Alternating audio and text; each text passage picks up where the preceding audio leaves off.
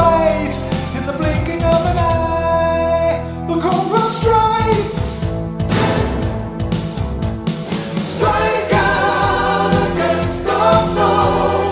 Strike out even though you know the price you pay. Welcome to The Good, the Bad, and the Sequel. This is the movie podcast where we're typically talking sequels, and then the week before we interview someone that was involved, but this week's a little different. It's getting a little crazy with work, and it's finally getting nice out, getting over illnesses, all that fun stuff with families. So I cashed in a hall pass, baby, and I went into the Canon library and chose American Ninja 3 Blood Hunt. I don't know why it's called Blood Hunt. We'll get into that. I know they do mention blood at one point, but before I discuss needing a little more Jackson, a little less Cobra, that guy, I got to introduce you to my partner in this sequel watching journey, Jamie Riccardi. Jamie, how you doing? I'm doing all right, Doug. How are you doing? I feel so good because, again, I think it's so crazy. This year's been a blur of what we covered that was good or not. I feel like we opened solid and then we had some bumpy ones, but it feels so good. Not saying this is the greatest movie ever, but with Canon, you know you're going to get the same thing. The formula of these movies, it's like action, corny dialogue, bad guy, dude, the repeating background noise, the fight music throughout the whole movie was the same guy on a Casio keyboard. What were your initial thoughts on Well, I mean, first of all, whatever, I don't know who the main star of this movie. Sean? Okay. David Bradley? Okay, he's no Michael Dudikoff. Oh, That's like right off the bat. I mean, American Ninja 2, really, I saw that movie 1,000 times when I was a kid. I love that movie. You know, it's just, the action is great. He's awesome. This guy is, I don't really consider him a ninja. Yeah. You know, I mean, he's I know more robot, right? He's very robotic. It reminds me of what's his name from Friday 5.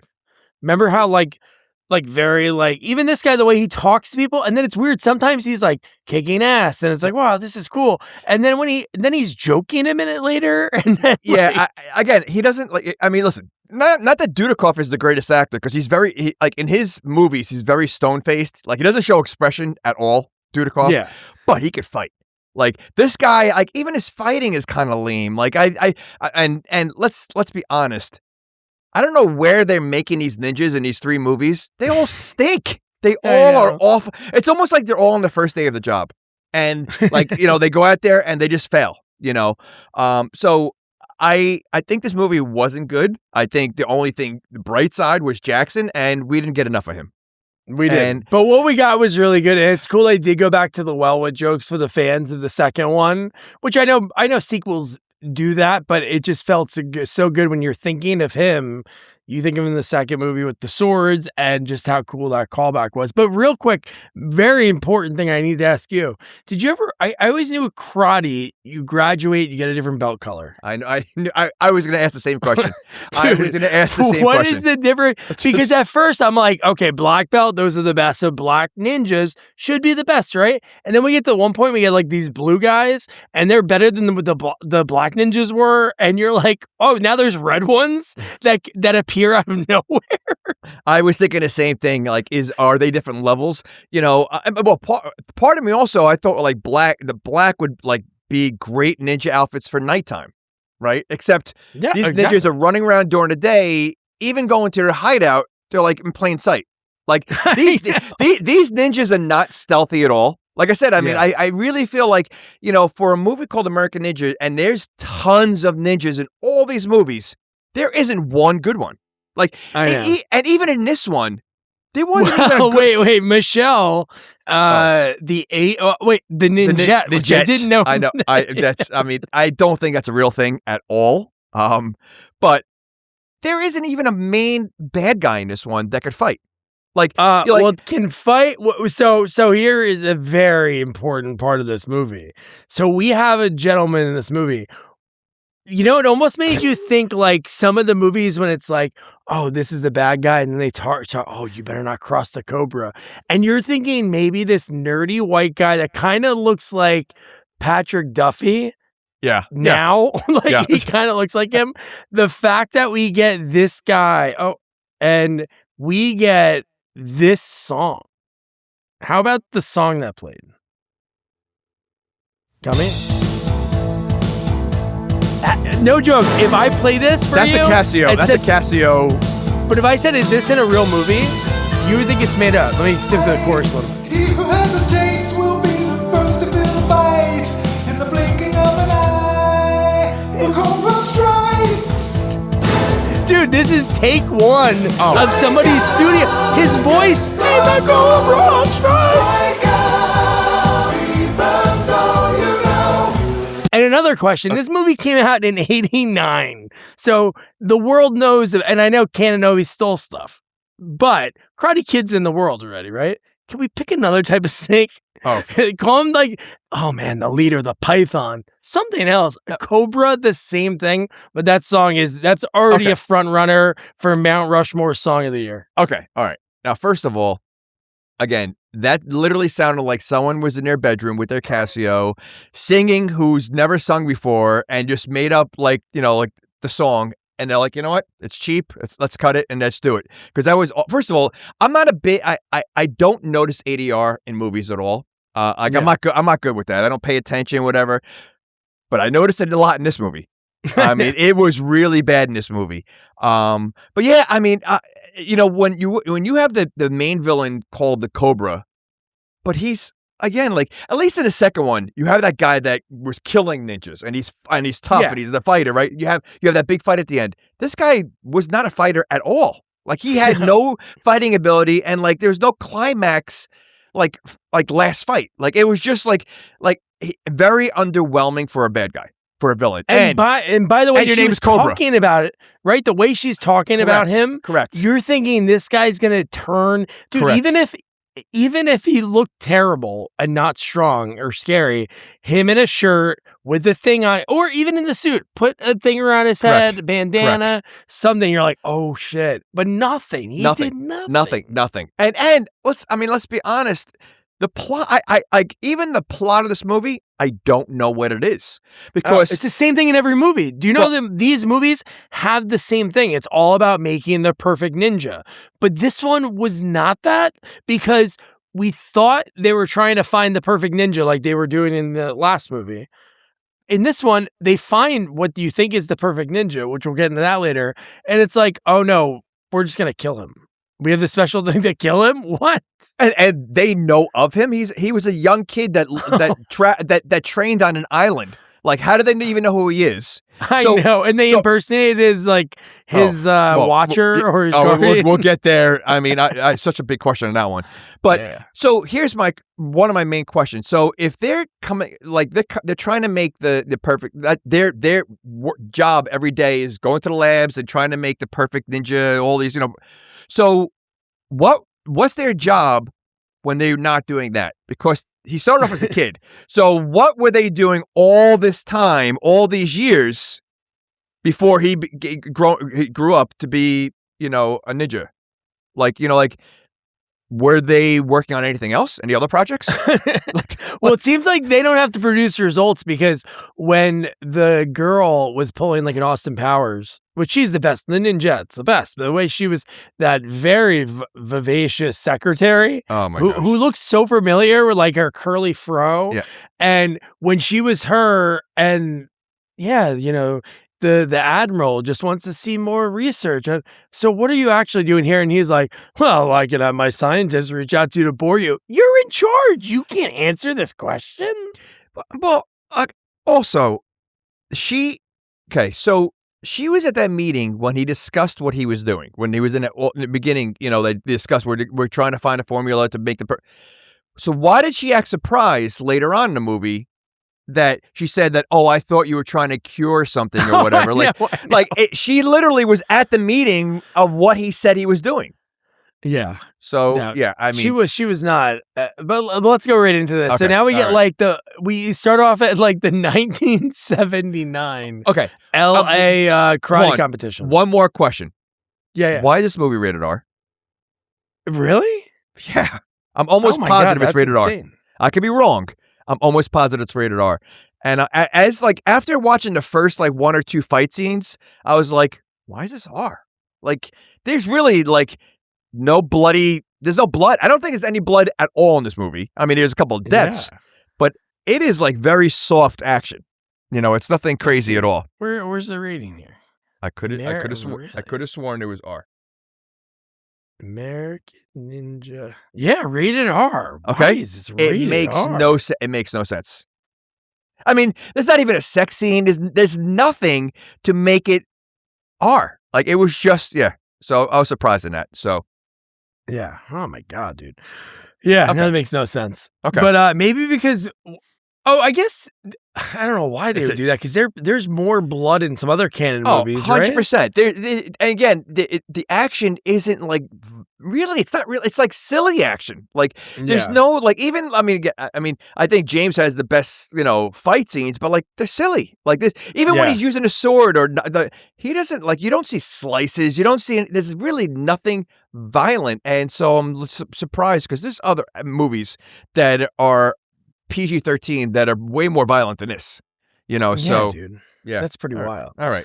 So, But yeah, so now we're at the LA 1979 karate competition. Of course, we get that beautiful Canon interlocking logo, the way it just like pops on that screen. And now we get like the guy that seems like he doesn't age, right? In the flashbacks in the present day, this old Italian guy. And I love him cocking the gun like he never used one before, and he's supposed to be this scary guy. And then they flip to the other guy that's with him, and he looks like he's going to a disco. Yeah.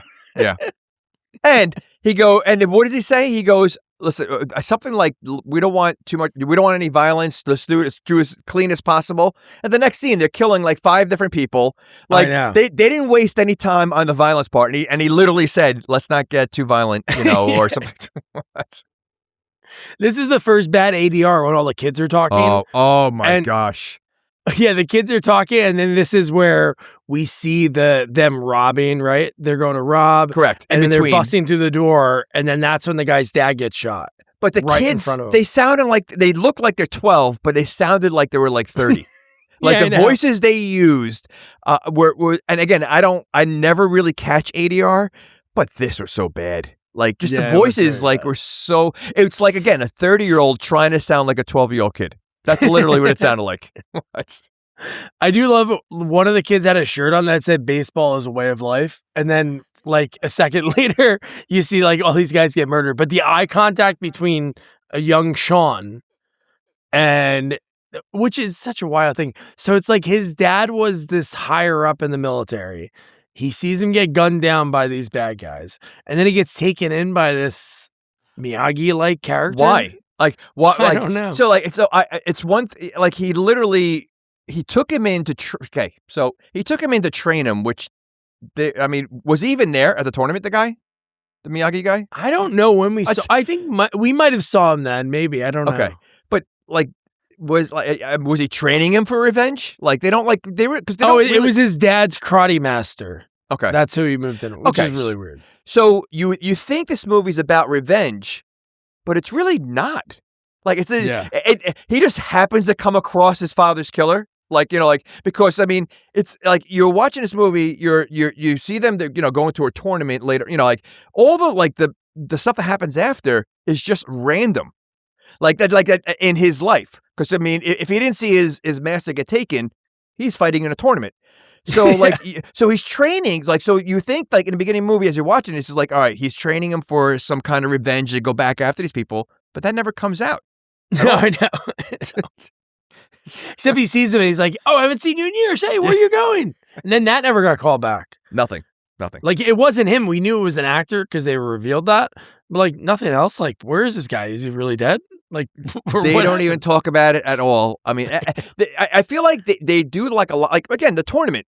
The tournament's not mentioned at all. I know. It's literally like you see him. I mean, he's actually fighting in the tournament, so you see that like it's a little blood sport kind of like I'm like, all right, we're gonna see some blood sport. He whoops the shit out of I thought this movie was gonna be like blood sport. I mean, just based on the first big scene, you're like, all right, this training. You got Jackson's gonna fight in there. You got this got blood in the title. Oh, blood 100%. Sport.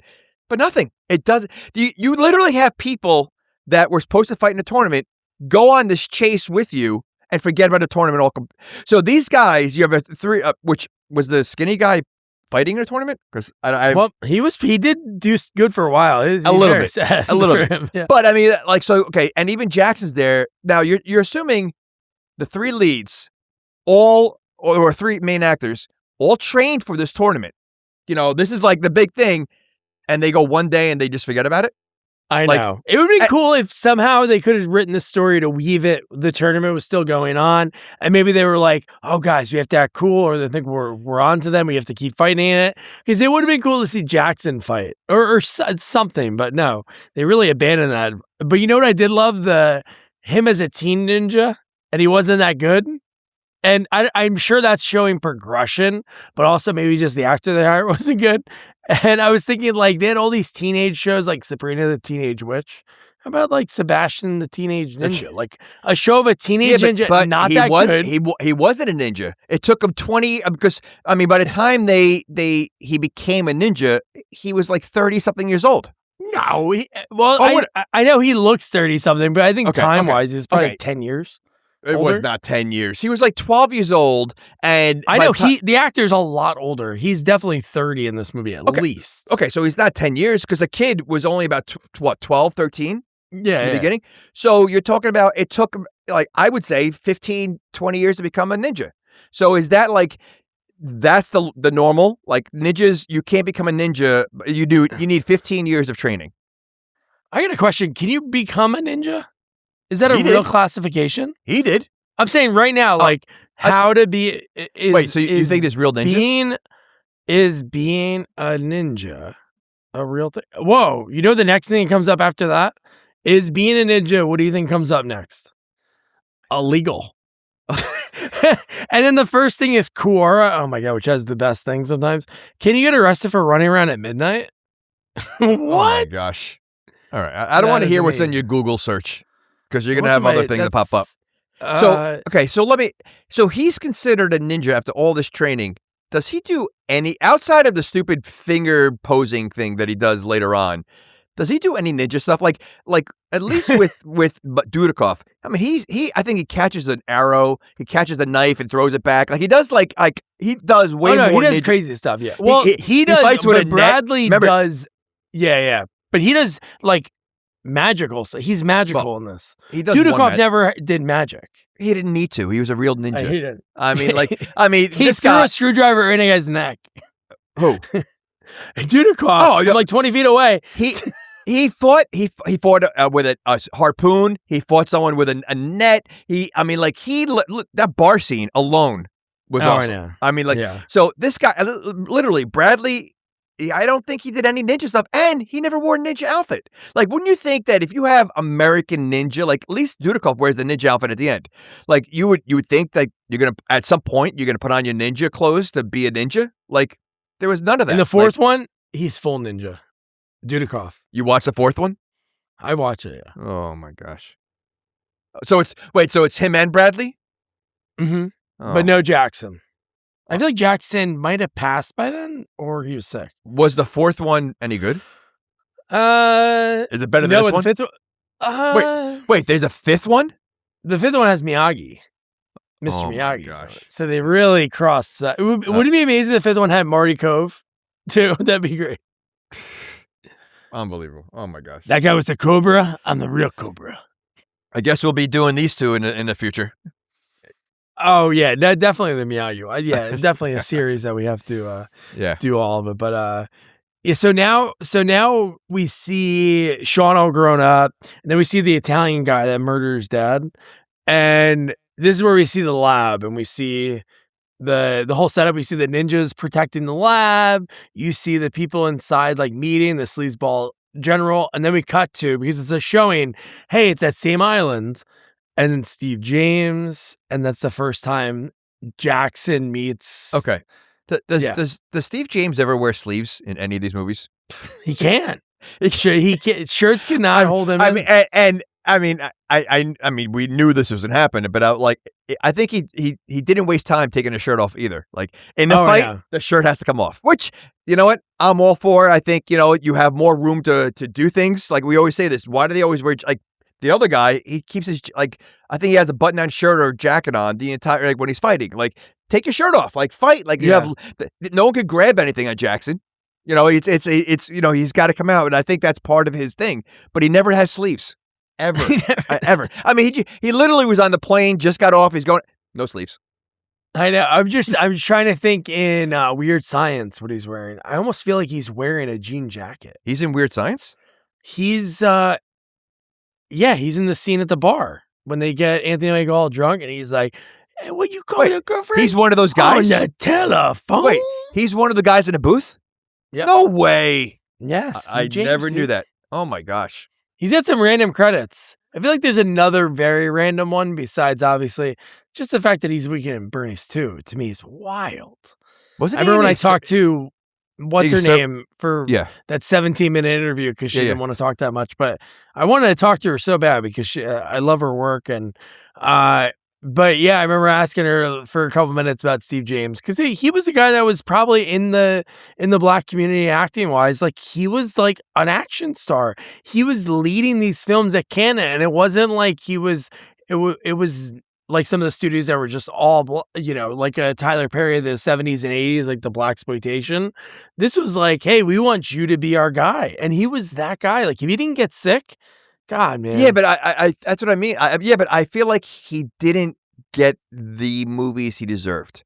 Like, 100%. Imagine, like, he could have been in Predator, like, easily. Like, he could have been one of the soldiers. You know, he could have been Action Jackson. You know, like, I mean, like, even though, I mean, listen, I mean, you know, Carl Weathers did a great job in that. But I mean, like, I don't know any movies that he did himself that he was like the main action star. Like, was he in anything like that? Like, I feel like he was always a side character. Well, Riverbend is his movie that Sam Furstenberg, who we talked about just before we were recording, he directed American Ninja 1 and 2, and he did a few of the other Steve James and Dudikoff movies. One is a Steve James movie that just got put together again. It premiered at Alamo Drafthouse in San Antonio or Austin, and Sam was down there, and it's called Riverbend.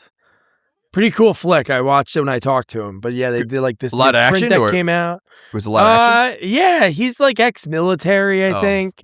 But no, he's done some cool stuff. And definitely like I'm Gonna Get You Sucker at that time. 100%. Hero and the Terror. So he's in a I remember Hero and the Terror was weird for him to be in that. It's another canon flick.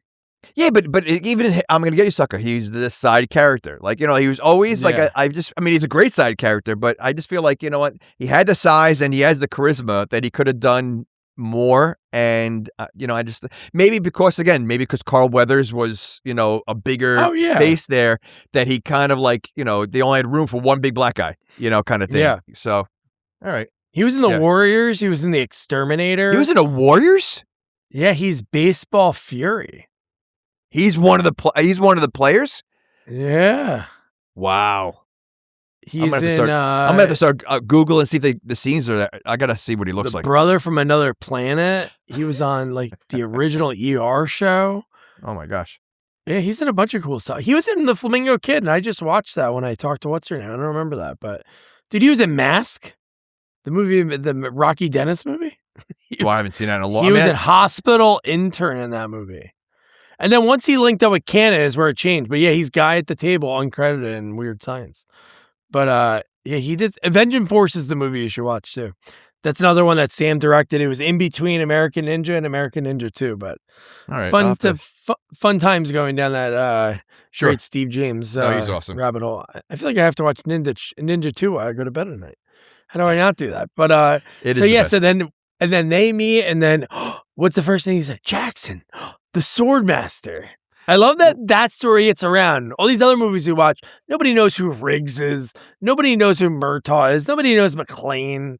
It's like, oh yeah, they know him as a ninja master. What happened at some army camp? But where did that come from? Like, where did Swordmaster come from? I guess stories got around for him doing the double swords in American Ninja 2. That's it. Oh my God. Which those swords were like massive. Like those swords were crazy. In this movie, that was such a cool like callback that he did it. Oh. But what was that guy's name? That actor? I feel like he hasn't. I guess he wasn't in other stuff. What was his name? Which one? The nerdy guy. Their nerdy friend. Yeah, but you noticed Dexter. Dexter. Oh my God, what a You perfect notice name that they for- always have one in every movie? They have the nerdy guy that's with I them. know, yeah. Like it's like the comic relief. They need that nerdy guy with Steve. I was going to say Steve James. But yeah. So yeah, no, I do love the airport they're at. It's like super tiny, right? And then we have the girl that we talked about, the ninja. Yep. She's like looking at the ninjas. That's why I don't think she's not innocent. She looks familiar too. She's not much. I looked it up. I know. So did I. But she MacGyver for a couple episodes. She was on Hotel for. I never watched Danger Bay, but that was her show. She was on 42 episodes of that. Then Never stopped acting. Wow. Yeah. Okay. But she acts so innocent at the end. Like, I can't believe you were doing this. She was scouting ninjas. That's what For I mean. what? Like she acted like she didn't know, but she knew the entire time. Yeah. She was So, like biting her glasses, looking at them. Very weird. Well, I mean, this came out way before Mission Impossible 2 with the mask switch, and she does it throughout the movie. It was Like, pretty good. yeah, but that's not ninja stuff. That's just wearing a mask that she's pulling it off. It's not. It'd be one thing if she like transformed her face, with ninja power, but she didn't. She wore a wig and a mask. So how is that ninja? How is that ninja like? Like that's not ninja. She's hiding, sort of, right? Yeah, but anyway, Is the master disguised a ninja? Dana Curry, is he a ninja? Based on these rules, he is. Yeah. But I mean, so what she did, anybody can do. Like they were like, oh, she's such like she could disguise herself. No, she's wearing a costume. That's all she's Shouldn't doing. you just, if you turn into like a tree and nobody knows you, that's ninja-like, right? Well, okay, so You're supposed to not be hurt as a ninja. It's very stealthy. Dude, do you remember there was a game that as a kid I loved to play? I couldn't imagine a kid wanting to play it now. Tenchu, Stealth Assassin, the whole game, you had to lurk in the shadows and hide and then come behind people and slice them. And dude, if you got seen, you had to take the guy out within like the timer before another guy that's came. like Metal Gear Solid and all that stuff. Okay, yeah. Yeah. Same kind of thing. But like, this one, she's talking to people. Wouldn't that person be in the other room maybe? Or on their way? How is she making these masks? That's a great question. They are so high, and like she just has a bunch of them laying around. Like if you go to her house, she has a bunch of masks on the shelf. Because like, could you imagine because that? they are like perfect. Like they show you like the one part where she's pulling it off, and I mean the mask looks nothing like the woman that she was because when they were showing it. But like they're like perfect masks with the like how she, at least with Mission Impossible, like they have a whole lab. They could do all this stuff, right? What is she doing? Because she's the only one clearly. That's it, like they don't show her. She doesn't have a cue. She doesn't have anything that's helping her. So like, how is she doing it? Yeah, and is the other girl sort of in on it to get that mask to be that perfect to like lay it over her face for her to look just like her? And where's that other girl? And she was able to get like the consulate's car or the general's car. She also changed her voice to sound exactly like her. Yeah, that's true. We didn't see the microchip or something that was. I mean, this is again before Face Off also. So she didn't have any kind of voice detector, in her throat. So Canon started the rules on this. Clearly, they took a lot of ideas. I mean, this is like Darkman and all that. I mean, it's like all the same thing. Yeah. I just love that they're doing this whole thing to lure. They're having this karate competition to lure a superhuman. They're looking for a superhuman. But what makes them think that this guy is a superhuman? Like, okay, so he trained on this island, and now he's coming over to this tournament. What has he done between the tournament and training that they saw a superhuman in this? Like literally, like give us a backstory. Like he was in the military or something like, but nothing. Like it makes it look like he literally trained for this tournament and now he's going to a tournament. Well, no, he's a famous karate. You don't remember that part? Not when at they all. did a thing, dude. Nope. They did a montage of him on the cover of every karate. Oh magazine. yeah, okay. So he's like, I guess, the greatest karate guy. So he's like the Mike Barnes of ninjas. Is that what they're looking at? He's karate's bad boy. I mean, so basically, if you're good at karate tournaments, you're superhuman. You're superhuman. So stupid. Like, how would they know he's a ninja? From the karate, what do you mean? Oh, how do they know he's a ninja? I know that's different, right? Well, I Googled it. You can't become a ninja. Okay, see? Okay, so there you go. You can So, practice nujitsu, but it's not the same thing. But I mean, like, he's fighting in his karate tournaments, as himself, not a ninja, So what would make them think that he's a super ninja, like a superhero, a superhuman? Maybe he never loses or something. I know, So what? dude. That doesn't make you a Yeah. ninja. Yeah. Like, it'd be one thing if, again, he's catching arrows, at a tournament. It's fine. He's doing ninja stuff. But if he's just fighting, there's no way they would know that this guy is a superhuman. And why aren't they going after Dudikoff, who took down the entire ninja? He's super ninja. Or Steve James. He's up there. He's not a ninja. I know, but they just need to show. Would you want an army of Steve Jameses? Oh, of course. But I think he's an honorary ninja. I think Dudikoff might have made him an honorary. But I mean, Dudikoff, literally, like, you would think that Dudikoff would be on the news for what he did. Right? I mean, like, he took down an entire bad guy empire. That's going to be news.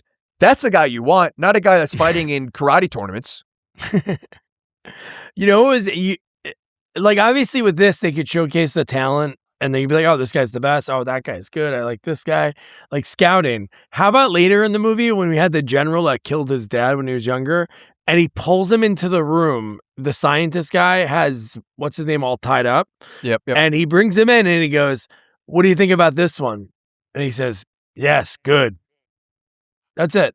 Like, he looks at him and decides he's the one they're going to use in this very important experiment. Like, that is a rash decision. Well, that's what I mean. Like, this one, not even by name. Like, hey, we got him. It's this one. So it's like, all he had to do is look at him and say, yeah, that works. Yeah. Like, I mean, this. I think their plan was doomed to fail from the beginning. Like, it really, like, it's, again, you would think they have super ninjas. Because they're all training. You've developed all these ninjas. You couldn't use one of your own people. Yeah. Like, none of. So they weren't confident. Literally, they weren't confident in any of their ninjas. If you think about it, like, they have this army of ninjas, but they all stink, and they know it. And I think because otherwise, why would you just choose your own ninja? So, and then Ninjette beats them all up in that one part. And then for some reason, attacking all one at a time. Why aren't they practicing how you should do it? Always. It's always They're like practicing failure.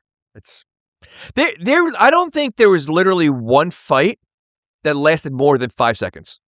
I think there was no even big henchman. Nothing. Like, every ninja that, first of all, they're all hiding. You can't jump on someone from behind. Like, they are literally the worst ninjas. I mean, the ninjas in the first one were bad. Like, there's one, but at least in the first one, I think 2 or 3 jumped off the same time off the rock. They did a little bit. These guys did nothing, and I don't think there was any fight longer than 5 seconds. Like, they pop out, he gets a punch, and he throws them over the stairs, and then this one he goes over the wall, and it's like they're the worst ninjas. And at least we had in the second one, we definitely had like big henchmen. Like, there was obviously the bad guys, the foot soldiers of turtle terms. Yes. Then you had the other guys right underneath. But now this one. But at least this gets right into it, really. Oh. Like, you get the end of the karate fight with the announcers were so corny when they were explaining the rules. And and then we cut to, Well, even in the fight, though, it's, like, look at Van Damme's first fight in Bloodsport. He knocks the guy out in 5 seconds. Right away, he left his mark. He's like, you know what? This guy is the guy we're going to watch. This guy in his first fight, he had a little back and forth in the beginning. Like, it wasn't a domination. So this is the superhuman you want that literally, like, I thought that he would have left a mark right off the bat like Van Damme and just say, hey, you know what? This is how good he is. No, he's not that good. It would have been, what a better story would have been is if we did have a character that maybe he does have like that montage of being on the cover of magazines and like this guy's the guy that they're looking for. And then like the other movie with Joe Armstrong, like his character was like, oh my God, he's mysterious. He joined the army. We know nothing about him. Have the same thing. Have this guy enter the tournament that no one knows about. Correct. And he maybe beats the shit out of the number 1 guy overall. And then it's like, whoa, let's watch him. Then he's like the mysterious. And then they say, you know what? That's the guy we want. Yeah. Like, show 100%. That would be a better way to do it. I just feel like it was almost like a random thing that they did with this. So, and again, he's really not that good. If you watching this movie compared to the second one, he doesn't even come close to Dudikoff. I think Dudikoff would have knocked him out in 5 seconds. Yeah. But at least we get right into it. Like Dex is Right. like, come on, guys, you want to go hit on some girls? Hey, ladies, we're Cardi Masters. And then like they're sitting down for a second. Like you see Sean like kind of laugh. He looks over behind him, does like a double take, sees the guy who looks like his former Miyagi getting dragged into a car. And then I know where he starts running, right? And we see ninjas. Then there's ninjas Right off the bat. And first of all, James is always talking to the women. In both movies, he's always like with the ladies. Like it's just so he's funny. Trying to, dude. He has an interaction with the ninja that it seemed like they had sex in the car, dude. They made Dex drive and they went in the back of the pickup because he touched her face in a very sensual way. No, the way he talked to her, they had a couple. Yeah, absolutely. Oh, they definitely did it. I mean, remember his wife from the second one that he had in the movie? That lady had like 2 lines, and you're like, whoa, yeah. Steve James. And at the end of the movie, he said goodbye to her. And he literally, he's like the ladies' man, even in this movie. And you know what's funny with him in this movie? He's so laid back. I mean, he's laid back in the other ones too until he gets angry. But like even when what is it, Brady or I know. What's Bradley or Brady? What is it, Bradley? No, Dexter. No, Dexter. No. Sean. Okay. Well, even when he's in there by himself. He's like talking to the Dexter at the just truck. wait. Well, God, give him time. No news is good news. Really? Because the guy's tied to a chair, you know. And like nowhere. If that was Joe, he would have been in there in 2 seconds. Yeah, but I do love how extremely laid back he is. Or even when he's like, oh my God, ninjas. Yeah, again. Again. Yeah. Oh, I've seen this before, right? Doesn't he say like, something like, I've seen this? Yeah. Not again. So yeah, he does. So funny. But we do get now at this point is when Sean, right? Because Sean's all doing this himself. He does like an underwater fighting, right? He's fighting a guy in the water. Hold on. At one point. There's a lot of unbelievable things in this movie that are just so ridiculous. This tops them all. There is no way you could punch someone like that underwater. That it would do something. You could touch someone. Well, you could touch. Right. At one point, he does a double punch on 2 ninjas. He does like, the 2 punch and the ninjas go flying back. No, there is no, I mean, anyone who's wrestled in the water, it's one thing if half your body's out. Even that's tough when you're wrestling and half your body's underwater. You're fully immersed. There's no way you're punching someone hard, except in the movie Top Secret. They have a whole bar rule, brawl. But yeah, I mean, that was just such a silly, like, I think they try to make it look like, oh, look at this cool fight scene. But it just looked just so the fight silly. Wasn't. You know what's wild? What's his name did the fight coordinating in both? And I went down that rabbit hole again of Mike Stone, the guy who was Elvis's. He was Priscilla's karate instructor. And then they had an affair, and then Elvis found out and wanted to put a hit out on him. Like a wild story.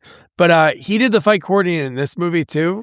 Totally different. There's not a lot of like big fights. No, like, I said that. 5 seconds. It's not good. 5 seconds. The water one was probably the longest, and it looked the dumbest, right? Like, it just looked dumb.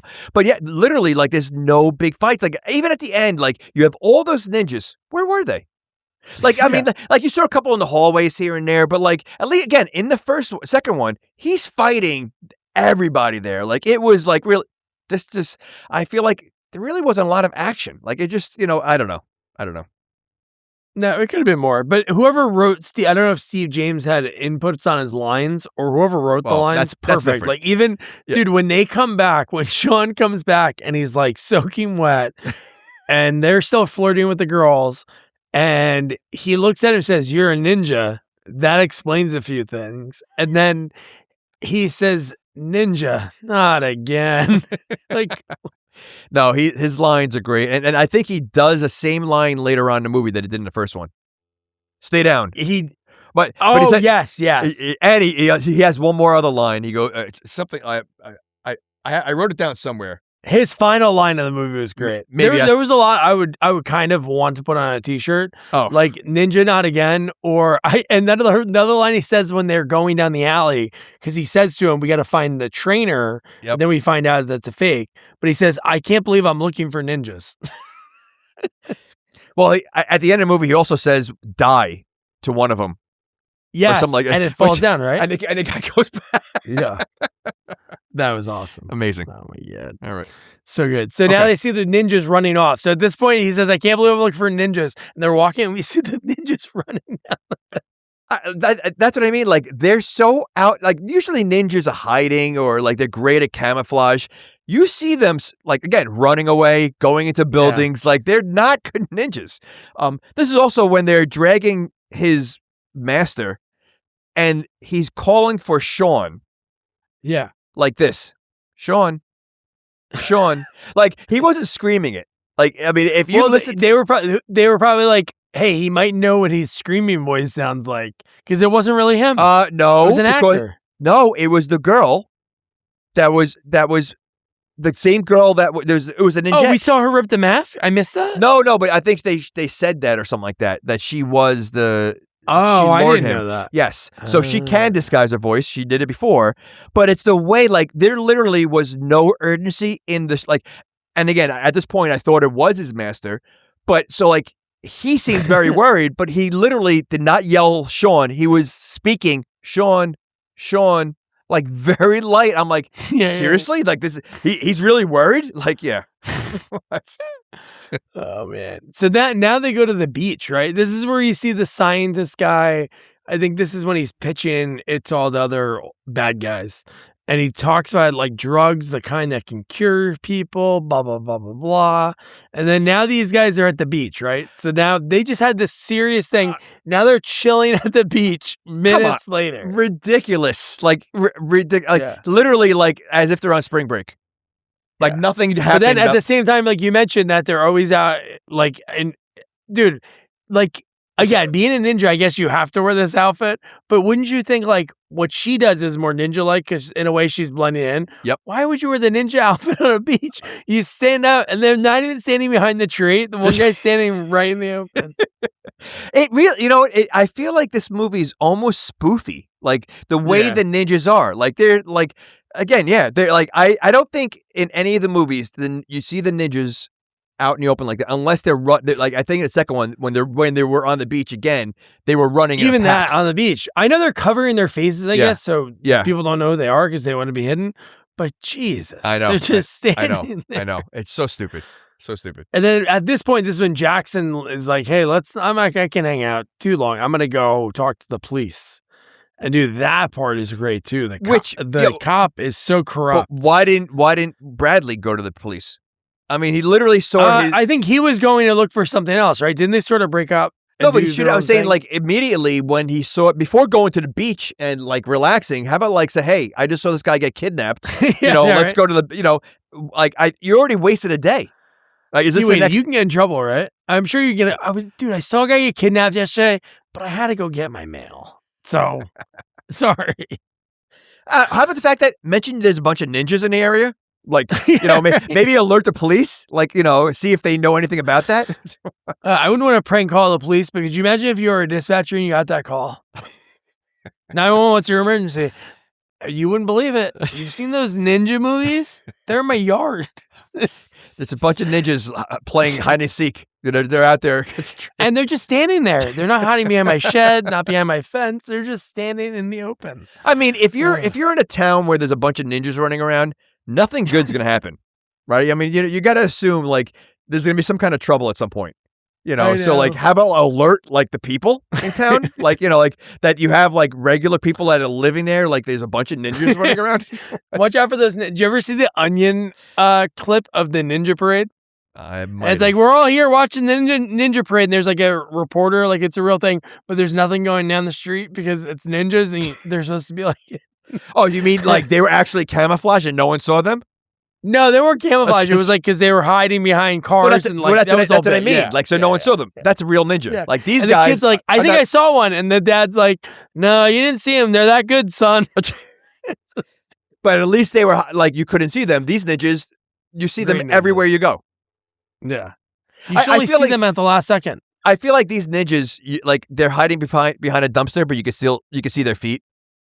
Yeah, their toes are sticking out. Like these are the type of ninjas that you would see like their sword hanging out somewhere. Like they're definitely not fully hidden behind anything. Underwear sticking out. They're like the sloppiest ninjas around. But yeah, the captain's like threatening Jackson, not willing to help. And then he gets pissed and he's like, "You're breathing my air." Jackson then storms off. Did anything else come of that? Of like the police? Were the police involved? No, it just shows that they were corrupt. Again, I agree with what you're saying. The writing in this movie, there's so many ideas that are opened up but never closed. There's a lot of open-ended things. Yeah, but they didn't. I mean, we're assuming he's corrupt, but we never see him like he should have been with the guy at the lab. Yeah, we should have saw him later. Yeah, later, and the show like that would have made sense. Like here, like Jackson goes there obviously, and then you never see anything else about the police. Like nothing at all. The rest of the movie, he should have been the guy trying to kill people, not the other scientist with the skinny tie who was sloppy. Correct. Oh my god, that guy was. Yeah. When he had a gun, I'm like, why does this guy have a gun? Yeah. He's your lead scientist and he's a hitman? Like, absolutely. Oh my God. So now we have. Well, did we see the guy with the nunchucks yet? That was when they saw the ninja, right? The guy literally took him 20. Like I think I counted it. I have nunchuck guy with. Let me see. Sean takes. Well, he fights the guy with nunchucks. He takes it out of his hands, but the guy took almost 25 seconds to get the nunchucks out and like start using them while everybody were just standing there and watching. Like, you know, like I didn't write a lot of the notes like when the fights were happening, but I do. The fight scene, it wasn't like you said. They were all like quick hits. Yeah, but there was like a lot of stuff going on, just not good stuff. No. That's what it is. It was a lot of not good stuff. Yeah, but the next scene's wild, dude. When they're oh my gosh, you don't expect it. I remember from when I seen the movie before, but when they start flying, when they're like, "We're gonna fly into the lab." So here's another big question. You have these three guys that are here for a tournament, yet they have access to trucks, planes, and weapons that they were not preparing for at all. It's not like that was a sequel: trucks, planes, and weapons instead of planes. There you go. There you go. But how they get access to all this stuff? They're new to this island. They went there for a tournament, yet they somehow have access to trucks that I don't think they're renting the cars. They know where airplanes or whatever they are, the pedal planes or whatever. Those things are cool, yeah, very cool. But and he cracks the code that easy. But where would they know that's there? And how do they have any weapons whatsoever? Like they should have no access to anything because they're there just for the tournament. So okay. Hey, where's your nearest weapons and where do they keep the weapons and the small planes around here? Did they say how they do the planes or whatever those things are? Like how they find them? Or they don't say anything. Oh, no, so they just go. They go somewhere. They're like making Dex like, "Don't worry, I got this. And he cracks the code. It opens up, and then they start flying. And you're like, "Oh my god!" How'd they know that is Dexter from the island? Like. No. Right. So how did they know that garage was there?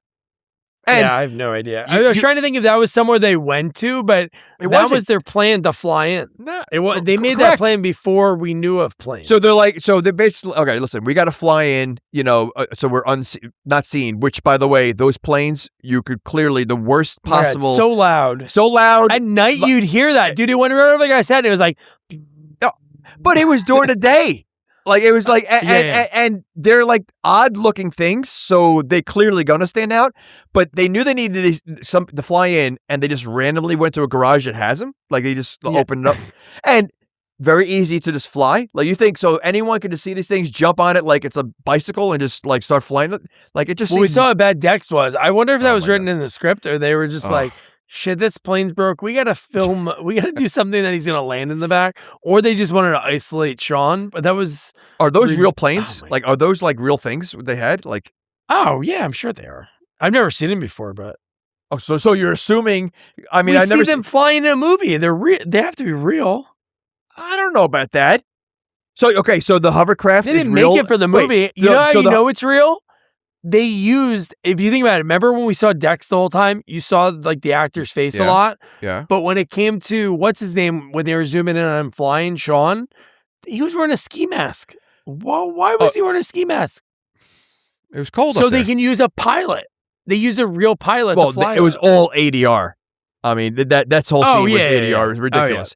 So because it must be real because it's in the movie, you're telling me in Star Wars. No, because we saw the hovercraft in Star Wars that Ben Kenobi and Luke are in. That must be real too. Yeah. Okay. All right. And Jar Jar Binks. I met a Okay. guy one time that looked just like him. All right. The DeLorean that goes 88 miles an hour or whatever. That's 88 miles an Okay. hour. Okay. But no, I haven't seen them per se, but isn't that the same type of plane in Mad Max? They're like the little tiny planes. Okay. Mad Max, they have a lot of crazy things because it's a future apocalypse, and that's a little different. This is like normal day. I don't think and this guy owns two of them. Not only does one, he somehow owns two of them. But maybe he bought a second one because the first one didn't work too good. So maybe But so when it's like he lands it. So you're saying it's like a go-kart, like he's a rich guy who buys go-karts for his kids. So he's like, you know what? Let's buy two of these, whatever planes they are. Let's put a thing on it. Let's go in the air.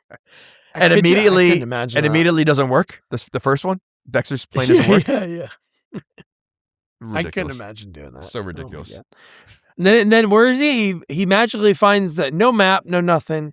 He finds the underground training ninja facility. Okay, well, they found the plane, so what's so hard to believe that he's going to find? You know what? not That gonna is find true. So, But I wrote this down. Ninjas don't make sounds, right? So you got to think their ears should be so attentive because there's nothing close to them bothering them, but they don't hear a plane go right over their head. And the guy does the whole like look to the side and then look away. It's like, dude, this isn't a sneak behind. This is something in the sky. and he's not that high. I mean, like, and again, it's an odd-looking object that's flying. It's not a normal plane. It's a bicycle with wings. I mean, like, really, what it is.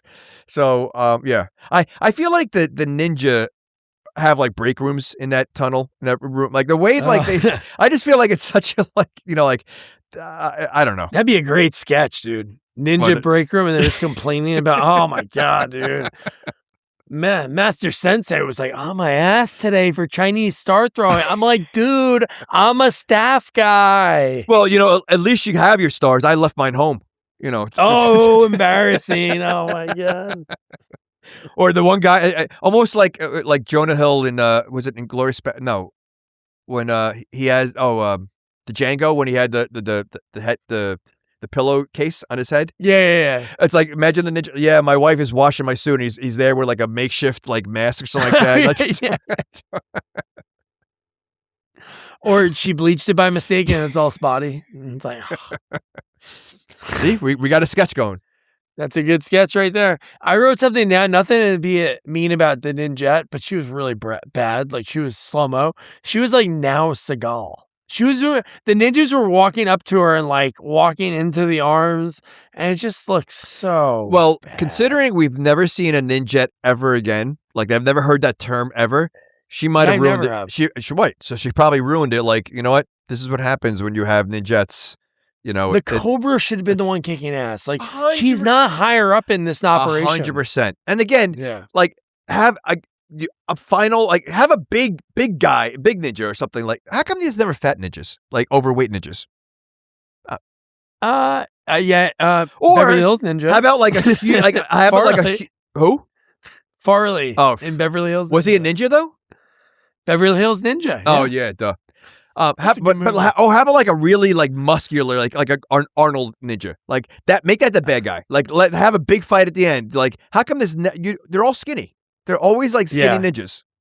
I know Best of the Best too. It's not because it's like a fight, underground fighting with Wayne Newton, but that was like a bad guy. You can oh cool, this is guy. Yeah, but I don't know if he's gonna beat him. That's who a bad guy should be. But he wasn't a bad ninja. Guy should be. No, I know you're right. No, but I'm saying like this movie should have had a bad guy that you're like, oh man, he might not beat him. Look at every Van Damme movie. Every Van Damme movie had that one fighter that was bigger than him, and like even in Lionheart, he had that big guy with the big bushy sideburns. Like nothing. Like there was no like oh my gosh, we're gonna have to deal with this guy at the end of the movie. Nothing.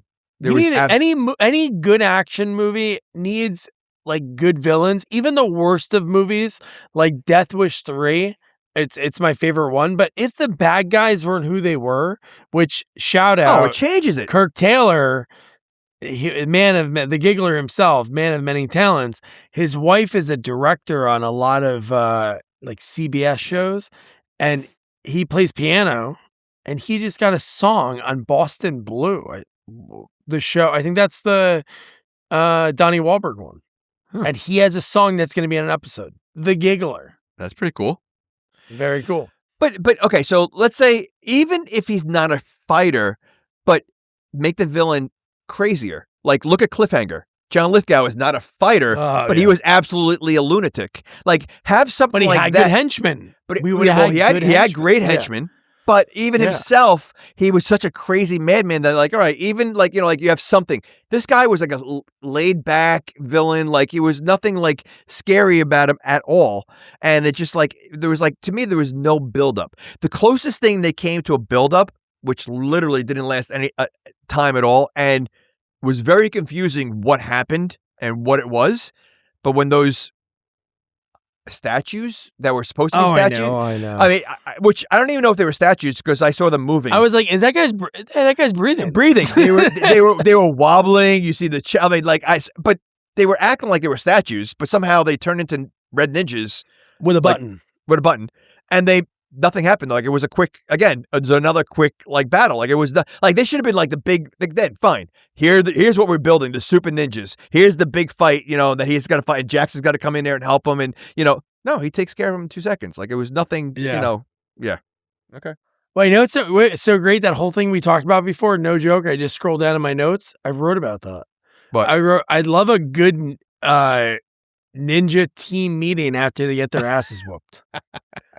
Like when they're recapping and like, how was your day? Hey, go in! Like a football team getting ripped at halftime. What the hell were you guys doing out there? You guys went one by one. It never works. They meet in the break room. They have to go to the break room. There's a snack machine right there, and then they have to discuss like what went wrong today in this fight. Like how can we improve? Yes. While the one guy's eating Reese's Pieces or whatever, and like they're trying to figure it out. But I should have screenshot this. But I think I'll do it and send it to you because I don't think I post it because it has nudity in it. But did you realize after Sean got tasered, right? And he's on that couch, that leather couch in the room. Did you look at the painting on the wall? I did not. Okay, there was 3 things in that painting. Okay, I'm gonna go into the, I guess, least weird to the most weird. First was there's seagulls all over the back of the painting. This is all in one painting? It's all in the same painting. Okay, yeah, okay. And there's also day and night in the same painting, and somehow they do that. Then there's the moon, and then then there's the ocean, and then under the ocean is the beach, but it's not the beach. It's a naked woman.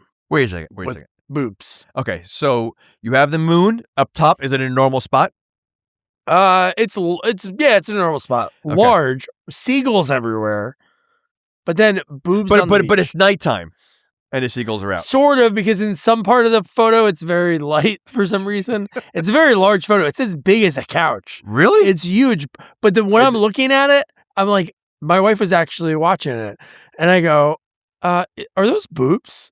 Wait, so you have a beach, and then under the beach is the naked lady? No, what you think is the beach, it's the outline of a woman. And her boobs. So it's not the beach. So it's not real. No, it's not a beach. You think by looking at it, that's the beach, but then you look, circles, boop, boop. So it's a naked woman with seagulls flying around, and it's half day and half nighttime with the moon out. With the moon, Oh, you got to find a screenshot for that.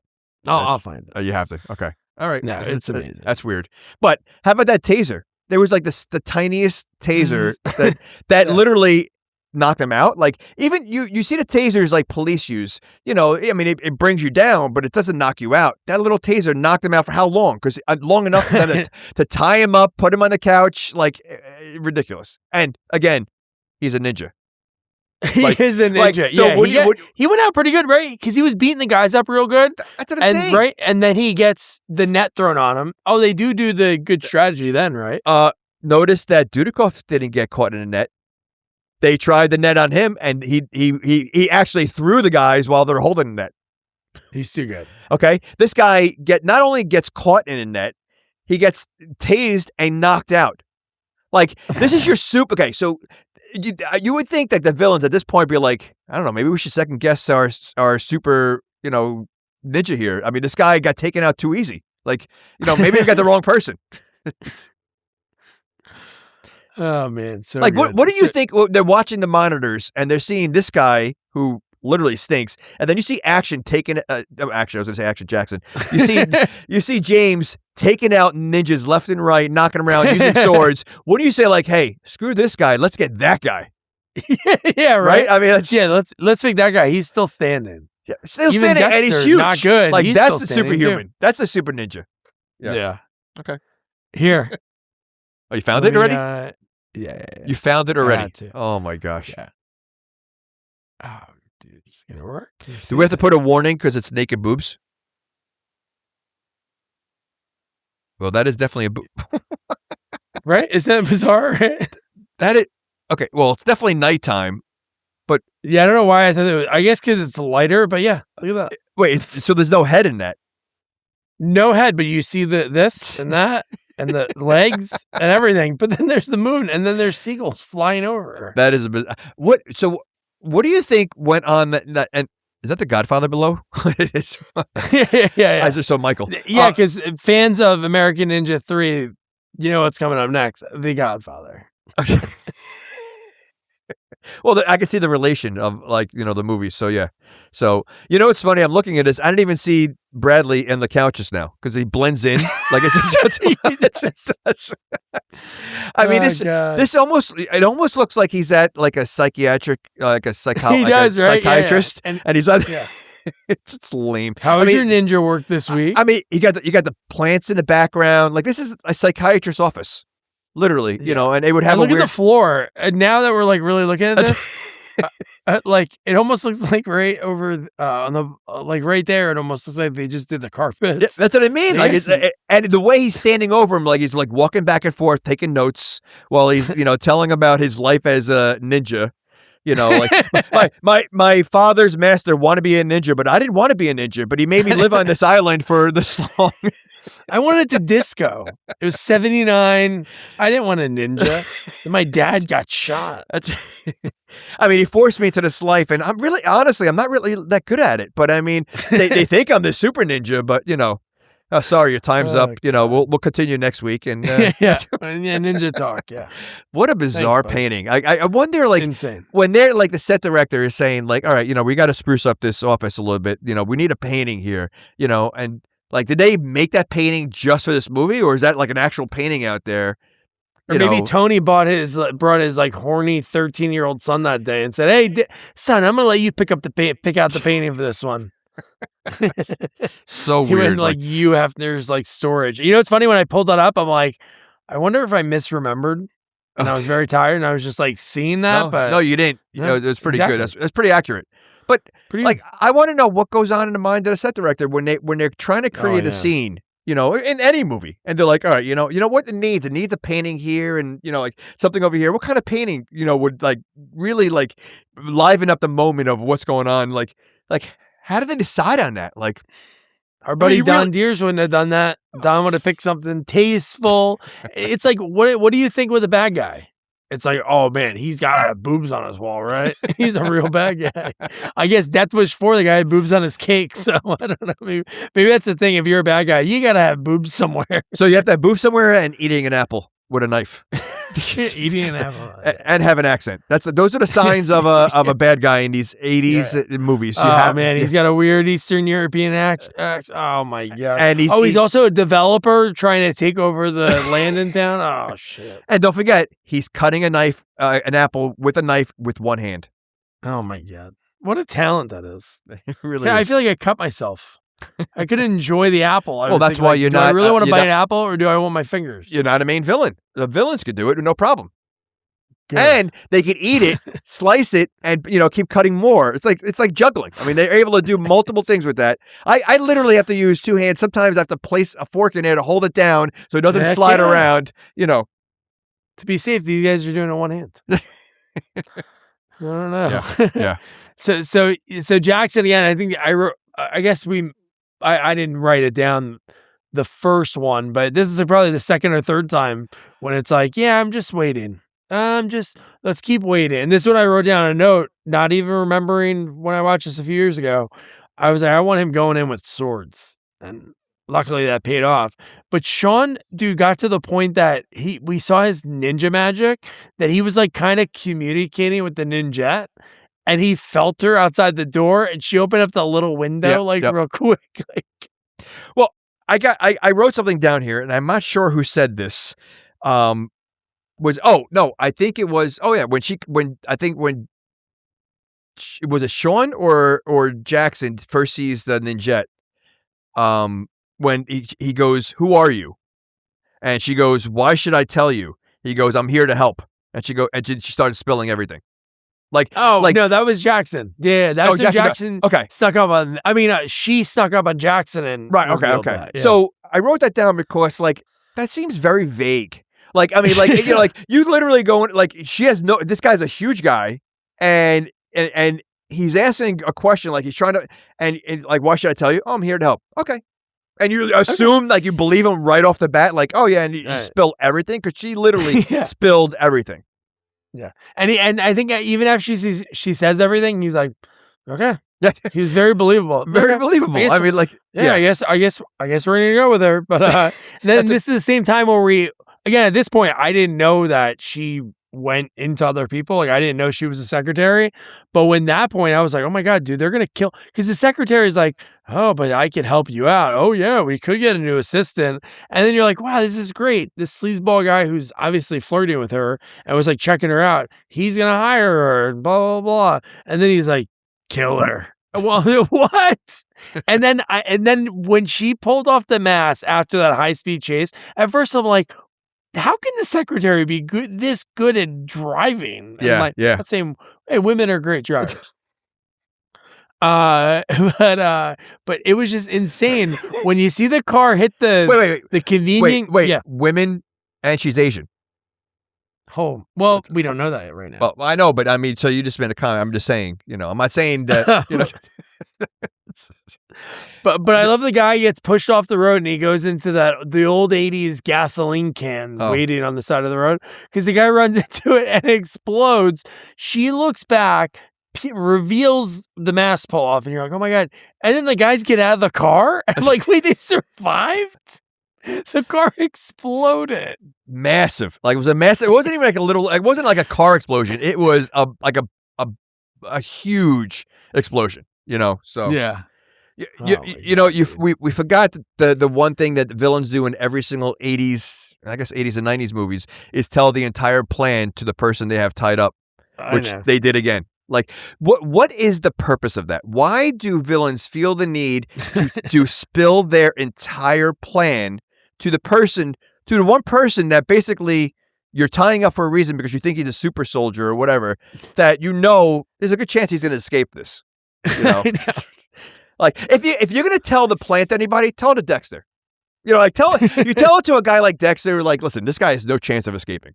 That's the guy. That's the guy you tell it to. You don't tell it to the main guy that 90% of the time he's gonna get out. Speaking of Dexter, another season. Oh, Brian Cox is the New York Ripper in it, but no, I saw that. But. Oh my God, yeah. The whole reveal thing, I wonder what movie started that. I guess obviously to tell the audience, hey, this is we're going to tell you all this stuff. But it is so crazy. There's some that are oh, okay, this kind of makes sense the way they're explaining it. But when it's new stuff that you don't know at all, it is when we covered great flick, the plane movie, when they're kids flying planes, Iron Eagle 4. Oh, yeah. Remember with that, the girl is the guy's explaining the whole plot, and then the girl's able to hit the computer and have the smoke come out of the top. That's right. It's why you're about to do this massive thing? Why are we just wait until it's done? Maybe 100%. They never wait until it's over. Never. And for the most part, most of the time, the audience already knows what the plan is. So they're they're just basically, it's almost like they're bragging, right? They have, they have Riggs tied up and, I'm going to tell Riggs the plan. So he knows exactly how to stop it. I mean, that happens all the time. And I never understood that concept. I mean, if I'm going to kidnap the guy that could stop my plan, which they do in all these movies, I'm not telling him anything. If anything, I'll tell him the wrong plan. So then he goes about it the wrong way, and he goes nowhere near the plan that I had in mind. That'd be good. Make something up like really intricate. And then if you go to like, I don't know, if you happen to be at the Chicago bus terminal and you go to, I don't know, locker 47 and you put in 1752, maybe that'll have the key to let the girl go. And it's like, oh, we got to do that. And then meanwhere, she's on the Well, you know what? side. I think that was in a movie somewhere. Was it Spider-Man or one of them? Where he, no, really, because I think, or maybe Batman. The Green Goblin? No, maybe it was or one of them where he had I didn't see it, but was that the Batman? No. This was one I think where he had a choice of saving one and not the other, and the girl. I think it was. Oh yeah. It was Two-Face. I think it was one of the Batman. I think like the. Yeah, who did he end up saving? Right? Oh no, he ended up somehow saving both, right? No, he saved Two-Face, and his girlfriend died. Katie Holmes died or Maggie Gyllenhaal? I think Maggie Gyllenhaal. She's the one that died. Oh yeah. So something like he that. just got the Two-Face, right? Because then his face yes. Yeah, he wasn't Two-Face yet. And then Two-Face was mad that he saved him. Right. Mm-hmm. So, but I mean, but like that would be a great way. Like tell the guy just in case he's going to escape, because it's possible. He's obviously so good. We're trying to stop him. But if he escapes, let's give him the wrong plan.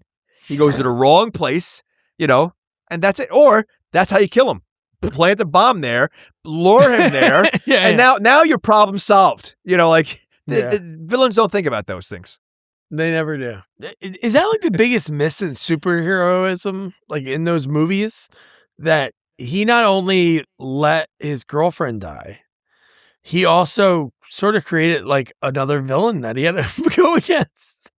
Well, we see this in how many movies of all the innocent people that die from like the hero. Again, think about like in Lethal Weapon when they're driving down and crashing to all these things or whatever. Literally, the heroes are just as bad guys as the bad guys because they kill innocent people. At least a lot of the bad guys really don't kill too many innocent people. They do other, crazy stuff. But sometimes the heroes kill more people than the bad guys. Yeah, that one show that was on NBC that was very short-lived. Do you remember that? When it was about the people that clean up that? No. Like when superheroes cause an issue, they clean it up in the city. Really? Yeah. Who was the main guy? Alan Tudyk was the main guy who ran the office, and his uncle was Batman. Batman wasn't in the show, but he only was on the phone with him sometimes. Wait, is that the guy from Dodgeball? Ron Funches was. Huh? Is that the guy Steve from Dodgeball? Yeah, Steve the Pirate. Oh, okay. He's great. Yeah. And Vanessa Hudgens was in it.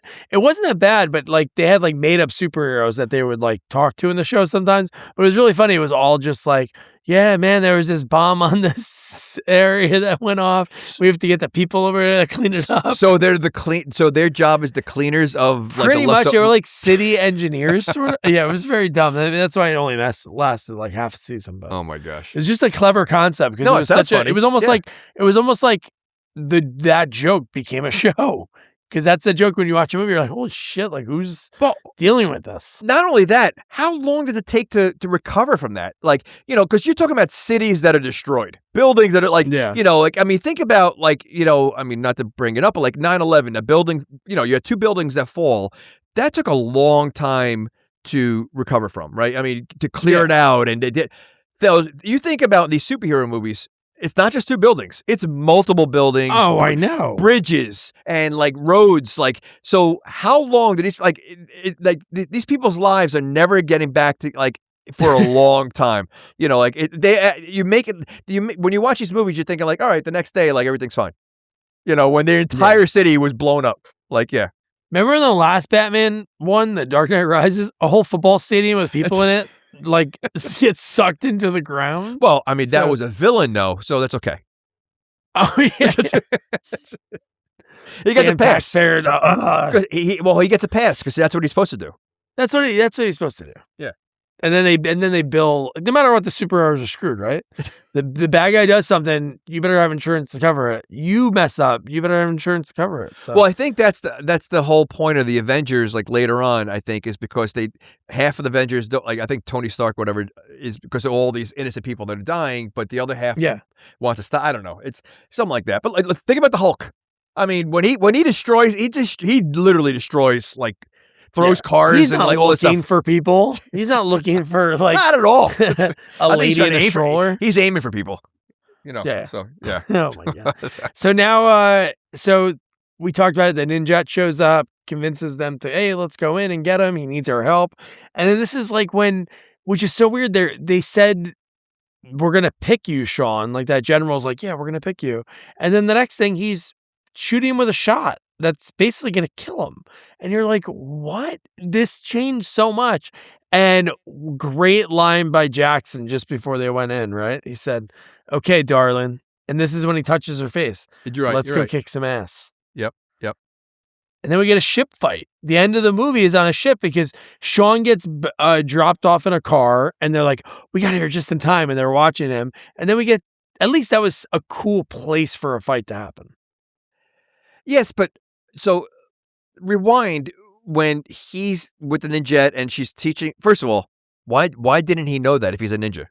The hand thing with when they locked the fingers and they did that, you know. Yeah. Like, so that's something obviously that ninjas do because she knew about it. How come he didn't know about it? He's not a full ninja yet. They're going to convert him maybe to a ninja. That's baloney. Some Like classes you have that's to why take. this guy is the worst ninja. He didn't even know that. Yeah. I mean, so that was she doing anything to him then, or just showing him this is how you do it?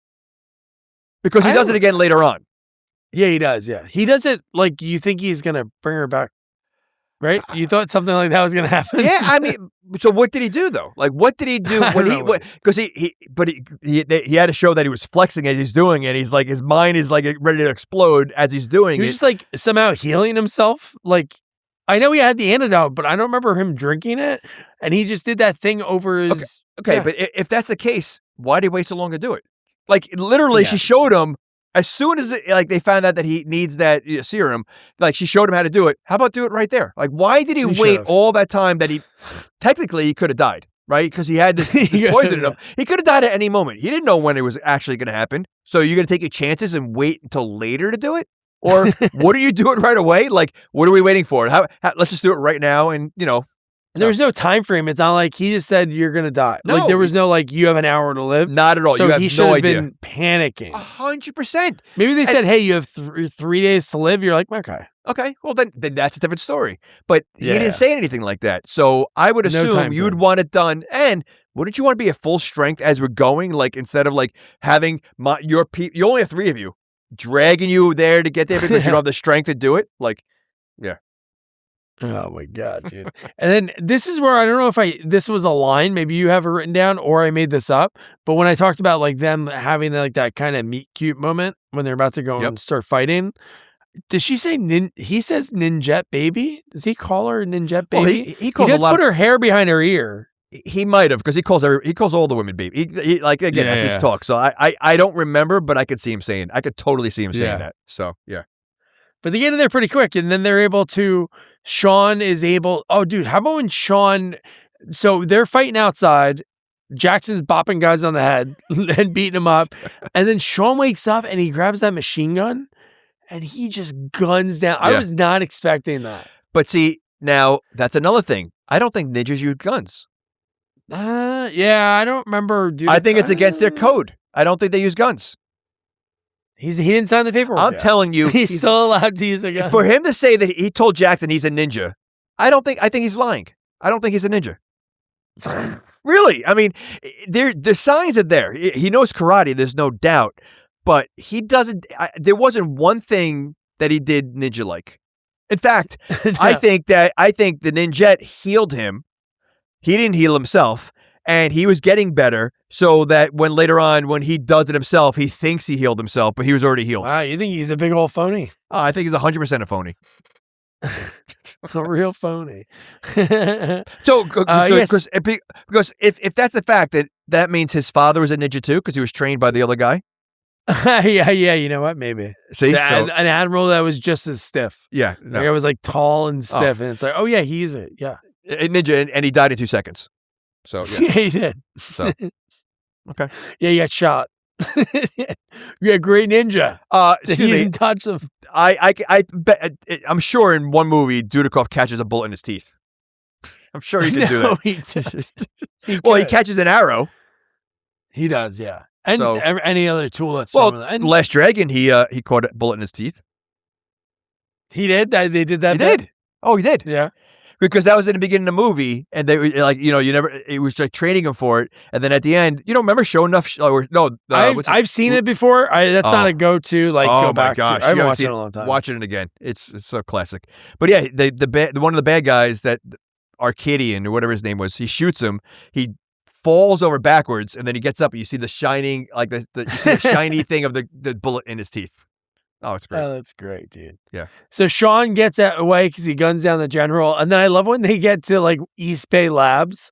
The sign looks like somebody painted it like the day before. Like it was hand painted. The same guy that painted the thing in the office.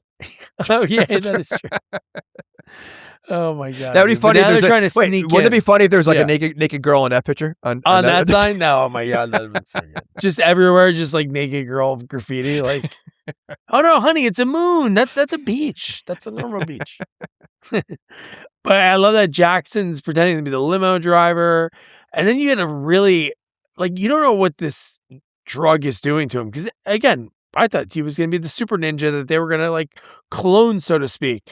And he goes to Dexter, if I don't get that vaccine in me, you got to kill me. I'm like, oh my God. So, dude. okay. So let me ask you this, and maybe I'm confused on it. So they're making a drug that could kill a super ninja? Is that their goal? Like that? No, I have no idea what that is. Because that's what makes no sense. Because the whole thing was them wanting to make the perfect ninja, right? Correct. And so why would they? The guy just approved this guy as the specimen. They're gonna kill him. But that's what I mean. Like, so was it to show that how strong this thing is that it could kill a perfect person? But it's a human, so it's like really not that impressive. Like, oh wow, you killed someone, with the pill. Like it's or whatever. Try on a bunny. I'm not saying to kill an animal, but yeah, it doesn't make sense. Yeah, and you wasted. Like, think about how much money they put into the tournament, getting those guys there, all this stuff, research, just to kill them. Yeah. Like, how about? They could have found him anywhere. Like why'd you have to draw him to this island if you already have it made? They could have went to any tournament that he fought in. Just go into the local bar, take a guy from the bathroom, and that's it. You don't have to throw a tournament, advertising for the tournament. It's so stupid. Prizes. You don't have to do anything. Just the plot was awful. Yeah, it was really bad. But one thing I did realize too, again, because Canon does this, but I wonder at this point if they for some reason had the IP, because they did have like Spider-Man for a little bit, they had Captain America for a little bit, but like the Cobra logo when they showed it, which I didn't think that was going to be a thing, on like one of the trucks, they had like a Cobra logo, and it looked just like the Cobra Commander, and I'm like, how can you? There's so many things you could choose. Even that you have the same name, do something different with a logo. Python. Exactly the same. Do Python. Python. I like that one. See? There's been Anaconda. Anything. 2 minutes correct. too long. Well, Anaconda, yeah. I would say Python. Yeah. Sounds a little tougher. Python, good. All right. No, that would have been good. So now, so the Ninja as the secretary sneaks in again. And then now she's like in this room. She knows exactly, I guess she would know where it was, but why would she steal it while she was herself? It'd be easy access. Or how about like, since you can disguise yourself, go as a scientist. Go as one of the workers. Like, why would you go as a secretary who... she never was a man. Why was she never a man? That's what I'm saying. Well, she was. She was the master.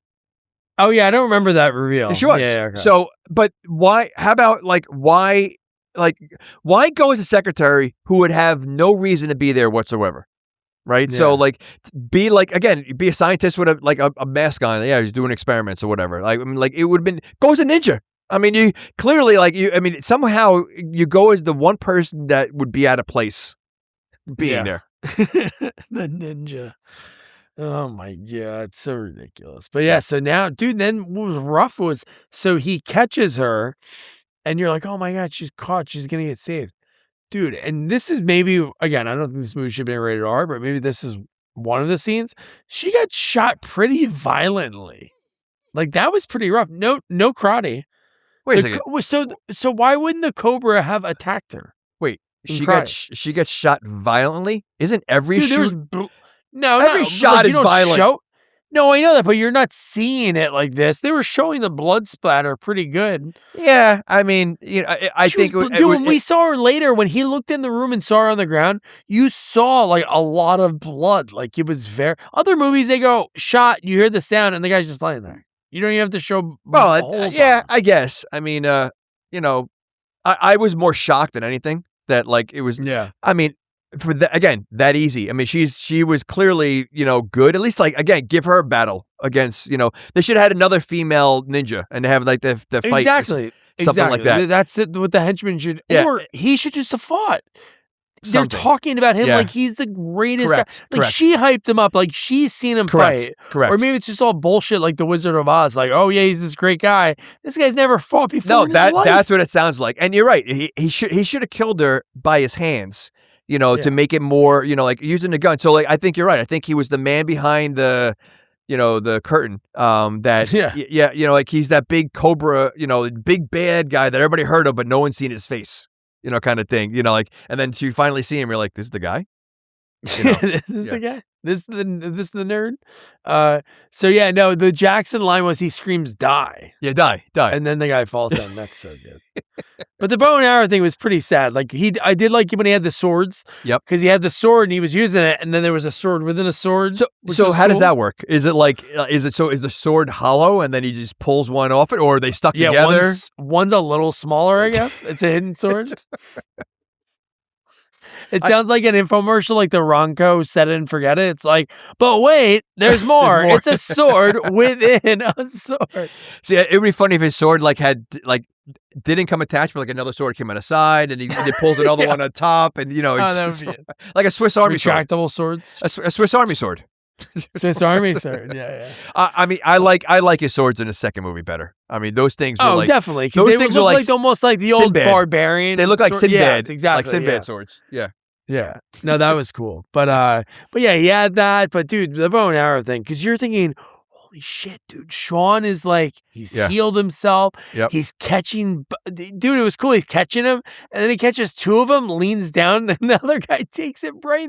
I thought he was going to try to catch one. No, dude, right in his chest, and he's dead. He's not, well, he was, I really don't think he was a fighter. I don't think he was there to fight. He tried. No. He was in the tournament. I don't know about that. He couldn't have been. Yes. I don't think so. I think he was. You think he was just a fan hanging no, out I think with the I think he was like, maybe he was like Jackson? the bookkeeper. He was like the bookkeeper. He was a bookkeeper. He's a stat guy. That's all. He was not. He couldn't have been. You have a ninja and you have Jackson, and then you have this guy. Like, how fair is that tournament? Like, I want to fight this guy first. Yeah. I mean, think about it. I mean, like that's. I mean, yeah, he was. I don't know. I don't know if he was really a fighter. But. Next fighting is Dexter. It's like, loser. Some guy, Dexter, just turned us off. Oh my gosh. Well, sorry, Dexter. There's also the other Dexter who basically kills, people for a living. Oh yeah. So, Or Dexter's Laboratory. But I could see him killing people. That's true. But dude, when he got that, you're like, oh. Well, you know what? They killed two main characters. I mean, that was pretty. And I thought but the thing that's like you were talking about, like so many not closed things. We see he can heal himself. He couldn't heal her or heal him. What? Like, raise from the dead? Wait, raise from the dead? He sort of did that to himself. He was dying. No, he was dying, but he wasn't dead. He still had breath. He's not. I mean, so first of all, again, he's not a good ninja. So and I'm still going to question if she healed him already, and to make him think like he's healing himself. But even if he was, you think ninjas heal people? Is that a no? thing I never even heard war? of that. He's not a ninja. Is she ninjets can heal? No, I think it was BS that she taught him that. I think she probably gave him. He already either he wasn't really sick, and they made him think that. Now it's in his head. Oh, I'm gonna die. It's like it was a placebo. I think they told him he's gonna die, and it's all placebo because he's such a wimp anyway that he would have believed it. And then this way, and then she gave him the old healing thing, like almost like Big Trouble in Little China. When they take that like pill in the elevator and he thinks he's invincible. Yeah. I think it was all placebo in this guy, and he wasn't really dying, and I don't think he was really healed. I think it just. But he's doing the magic to himself later. Remember, his veins start pumping and his eyes turn like he was just blue. Flexing before he goes out there. He felt the rage, but I don't think it was anything because I don't think ninjas should heal. I don't think that's a real thing. They don't have magic. They throw the powder down, it explodes, and they disappear. That's the best they can do. I do like that's a great trick. Could you imagine being able to do that? That's how you That'd be leave awesome. parties instead of the Irish goodbye. Then Or, you or like literally, you're on a date, you just want to get out of there. All right, hold on a second. amazing. Dude. So now, this is the actors we were talking about a little bit. I'm like, did you mention this is your credit? Like the guys are painted like white in the background, and they're wearing their underwear. They're shaking. And it's just ridiculous. But the fact that the Cobra guy has a button that has a Cobra as a picture, and he presses it, a red light comes on. They turn into red ninjas, Like and then they get their immediately asses though. kicked. Like Yeah. it's like, so how'd that happen? First of all, what I were know. what were they the entire time? Like, were they supposed to be statues? Were they supposed to be like frozen superhuman ninjas? Like, they don't explain anything. I don't think they're mentioned once in the whole movie. Statues is a horrible answer because the way they look, but No. I think that's what it was. I think that's what it was also, but Yeah. I mean, you would think there would be some kind of explanation, and they literally, it was like, they walk in there, it's like decoration. Like there was nothing, there was no, like, they didn't look surprised, like the people seeing them, like no one said anything about these half naked men that are standing on a pedestal, whatever. No one says anything. So you don't know what they are. And then like they automatically just turn into like that made no sense. Like it just so I stupid. know. It really was so stupid. That'd have been almost as bad as what is the movie we just covered with the one we had Egan, remember, with the little people? What did we just cover? Remember they had the little statue? Oh, was that? Oh, Bride of Frankenstein, not with Egan. Remember like the little people Oh my gosh, yeah. that we yeah, saw yeah. on that? Yeah. Like even like something like that would be better. Like if it was Oh. like little ninjas and then they spray some and then they grow. Something, This not- is just a statue and a light turns on and they turn into ninjas. It's almost like a quick change artist. Like they were standing there Yeah. and they dropped the curtain and they were in full uniform and they were ready to go. Yeah, Like yeah. it just made no sense. Sad. But then how quick work of this ending scene. Like nothing. Like My last It's a shame. line of notes: Cobra is a wimp. that was Yeah. my last line. I mean, it really, there was no build up at like, I mean, like it was nothing. It was just like, it was lame. It was a lame, almost forced ending. I feel like it was a forced ending. And we said it, 1,000 times. He should have been able to fight, even if he didn't know how to fight. They can make it look like he knows how to fight. Something, nothing. even if he was like hitting him with things around the room. Throwing things at him, Give him I'd be okay something. with. Yeah, absolutely. There was nothing. Like there was, no but he was excitement. wimpy. And then they were just laughing. Well, So after this, yeah. I was gonna say also, I'd like to see, like I said, one big ninja fight Jackson. Like, I know. let's get a good, like, I know Jackson throws one punch and each ninja gets knocked down in 2 seconds, or he hits him with the Yeah. back of the sword.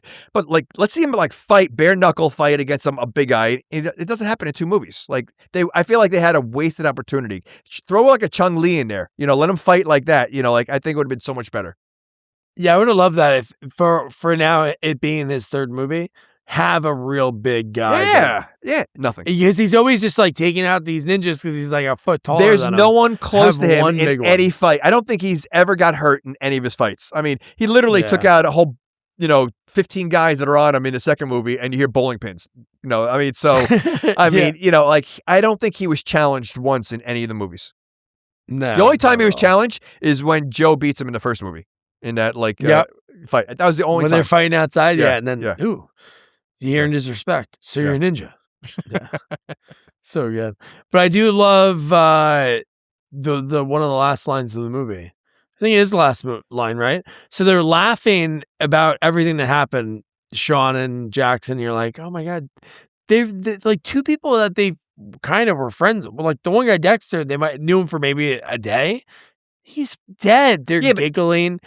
They knew him for a day, but like they've been through a lot together, and you could bond with someone very quickly Yeah. during high pressure situations, right? Like you have that bond that you guys escaped alive. I mean, you talking about airplane almost crashing or whatever that was, fighting in alleyways, doing like you literally did a lot of like crazy stuff together. That honestly, if he didn't die, you're bonded for life. You're gonna be friends for life. Like this is like even though it's a couple of days, there was no remorse whatsoever. There was no remorse. Maybe they were like thinking, oh my God, thank God we're not bonded for life with that guy. Boy, Or they're like, oh, please. you know what? We're going to go back to the tournament. That's one less guy we got to fight. yeah, one less. But his line at the end was great when he's like, hey, how about next time it's like instead of ninjas, it's robbers or maybe thieves, and you're like, oh, this is cool. Yeah, you know what? I mean, my guess is he was probably already sick for the fourth one because that would have been awesome to have him reunited with Joe. Like, Yeah, definitely. I think his last movie was the one we covered, Blood Fist 5. Oh my gosh. That was his last flick in 94. Wow. So yeah, or he was already filming something else, however it worked out. But yeah, so Jamie, American Ninja 3, would you recommend someone to check out this third installment? I'm gonna say no. I like I said, I don't think the hero, the main guy, was entertaining at all. I don't think he's, maybe you know what? Maybe if you call it a different movie, again, when you have a franchise and Dudikoff is just so badass, it's hard to fill those shoes. And this guy just, to me, he was like a dud. Like I don't think he was, and to me, it was less action for Jackson. I'd rather see more of him. Like it would have been so much better if they didn't have this Bradley and action. I keep calling action. Jackson goes there and now and his master or something, or his army guy got kidnapped and they wanted him as a super soldier and let him run this movie. Like if it was just him and Dexter, then I think it's a much better movie. I think adding Bradley as the hero, I think kind of takes it away. And because again, he wasn't a good ninja, and I don't know. I don't think so. I think stick with the first two; they're great. There's no need to see this one. Yeah, no, I definitely agree. Just for obviously seeing Jackson's lines in this movie, and Steve James is so good. But the thing that is, they tried to get lightning to strike twice and try to find that next guy because Dudikoff wanted to keep doing, just getting different roles in it. I'm sure there's some kind of money thing with it too, because it's canon. But like you think he was in Bachelor Party and something else before that, like maybe a TV series. So it was like, how do you turn this guy into an action star? But he just worked. He had like charisma for a guy in his character who was kind of like, he sort of had amnesia because he didn't know much about his past. But he also had that look, right? I mean, with the hairstyle that he has, surfer, and the look, chill guy, absolutely. Yeah. But again, he's got size on him, so like he just had that look to him. Like I feel like this guy, he looks like a schlub. Like he just I don't know. Yeah. He's just, again, I don't think he has. I also don't think the chemistry was the same as Dudikoff with Jackson. I think they had so much better chemistry, and I think this guy I just think it was a wrong casting choice. I mean, the ninjas were way worse than I don't know why I don't know why they can't, listen, it's a movie's about ninjas. Let's have some good fights. Let's have some good ninjas. Find the best ninjas. They don't couldn't find it in the budget. Yeah, well, that's get the local high school wrestling team. I was gonna say, I would say most likely these ninjas, none of them had a fight, and they're like just giving, just basically they're all thrown and rolling around. Like I said, I don't think there's any fight longer than 5 seconds. Like there's such quick little battles. There's nothing. Yeah. No, but you can go back and watch, like Jamie said before, the second movie's so good. The first one's great too. The second one they already have that bond. They already have that friendship. There's a lot of those jokes. The second one is nonstop action. Like I said, I had this one on VCR, and then I bought it on DVD. And as a kid, I watched it so many times because it's so entertaining. Because it's just, I mean, it's still cheesy, but it is nonstop action. I mean, from the beginning of the movie to the end. I mean, and it's good action. It's not again, this movie, if you side by side, there's no comparison. Yeah. So so that was American Ninja 3. Next week we're gonna do a little spring break. My kids are off. We're just getting a little crazy, get a little refresher, reach out to some more people, and then before next week we're gonna put out an old school one, and Jamie mentioned it, so it was a good one. Especially with it, we didn't even think, boom, the connection with Steve James. Weekend at Bernie's 2, oldie but goodie. I remember sweating my ass off during COVID recording that. When I was still in the and we had a guest, of the garage. We had a guest speaker, Gina. Yeah, yes, dude, that was a good one. That was fun. I feel like I put the zinc on my nose. I had the stuff. You did. And I had I think she had a hat on too. No, there was a couple good clips in that one. So the chicken that was a good one. So yeah, so on the top of that one, I'll make sure to add in a little. Hey, this is what we're going to be covering next week. Maybe it'll be a hall pass. We'll see. Well, we got to find. We got a couple of guests that are lined up, and we'll go from there. That's what makes this a lot of fun. So don't forget to review, rate, share our podcast. Follow us on all social media at Sequels Only. And don't forget to check out our website, sequelsonly.com. Good night. Good night. Good night. Good night, guys.